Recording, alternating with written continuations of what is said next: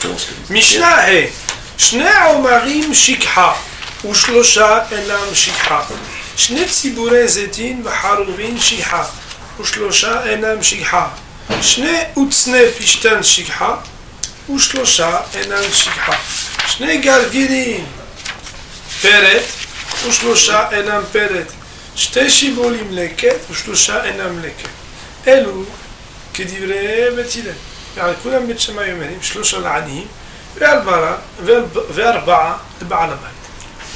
Donc Mishnah parle des dynimes de Shikha et de Leket pour donner la quantité à partir de laquelle ou en deçà de laquelle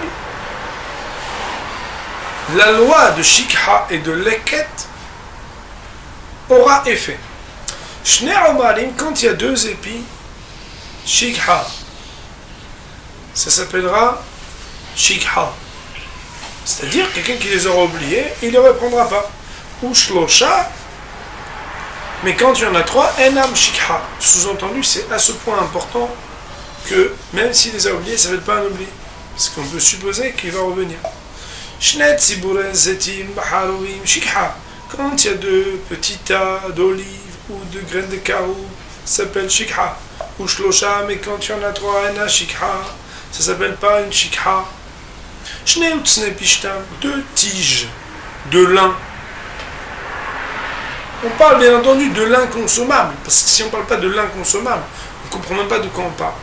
Shikha ou Shlosha, mais si on a 3, Enan Shikha, ça ne s'appelle pas Shikha. Shne Gargirin, Barthénora expliquera qu'il s'agit ici de 2, on va dire,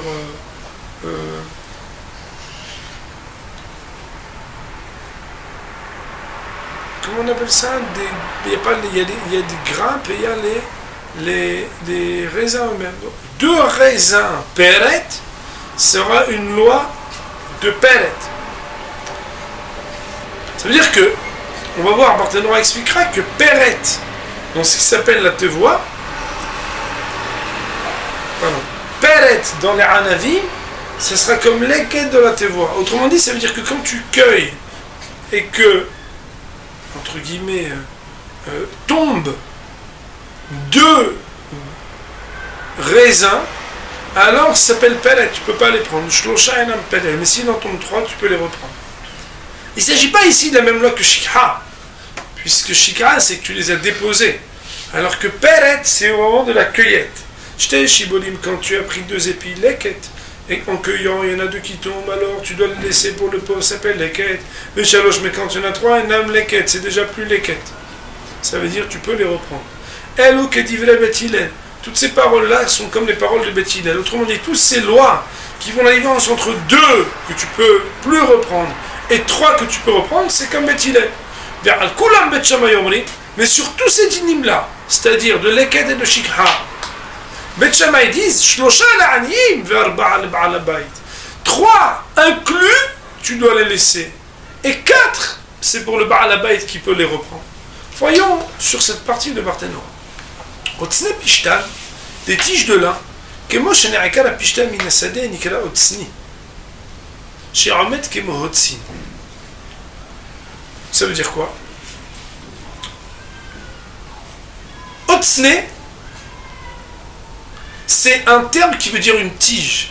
Il dit que Moshe Ne'aka a Pishtan min hasadeh, dans la manière avec laquelle, au moment où on enlève le lin du champ, on l'appelle Otsni, même si après il change d'aspect.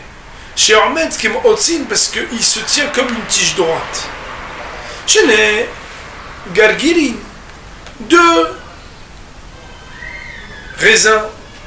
Comme Gargir veut dire normalement une sorte de pépin, une sorte de petit rond, Barthénora vient nous dire, on parle ici de Hanavim, de raisin. D'ailleurs, le mot Peret, il tombe sur le mot raisin, parce que dans la Torah, l'équette, c'est pour les récoltes habituelles, et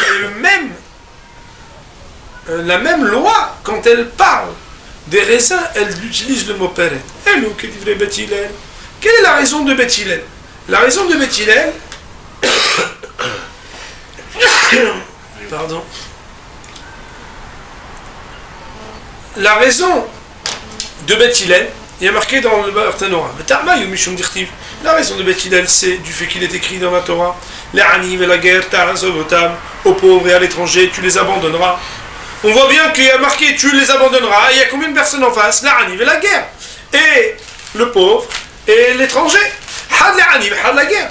Il faut que on puisse en laisser aussi pour le Ani et pour le guerre. Autrement dit, à partir du moment où il y en a deux, tu dois les laisser.